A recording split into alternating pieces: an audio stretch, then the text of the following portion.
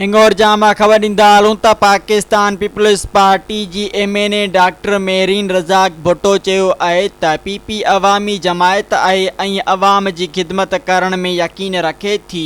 अवाम जी हिमायत ज़ोर ज़बरदस्ती न बल्कि ख़िदमत सां हासिल थींदी आहे। हिन महांगाई वारे दौर में जेतिरो थी सघे थो असीं ग़रीबनि मिस्कीननि जी मदद करे रहिया आहियूं। पाकिस्तान पीपल्स पार्टी जो मंशूर अवामी ख़िदमत सां जुड़ियल आहे। मुस्तहकन में चेक विराइण जो सिलसिलो जारी आहे। कोशिश आहे त ग़रीबनि ताईं पंहिंजो हक़ पहुचे। अवामी ख़िदमत ते यकीन रखूं था। गंबट में गरीब मुस्तहक माण्हुनि में इमदादी चेक विराइण वारी तक़रीब खे ख़िताब कंदे वधीक चयो आहे त सिंध हुकूमत अवामी भलाई वारा कम करे रही आहे। तक़रीब खे ज़िले काउंसिल जी वाइस सैयद फहद अली शाह जिलानी चयो आहे त असां हमेशा अवामी ख़िदमत कई आहे ऐं कंदा रहंदासूं। तक़रीब खे सैयद लियाकत अली शाह ॾाढो नबी बख्श सियाल मियां रज़ा किरिनो उन्हण ऐं ॿियनि ख़िताब कयो।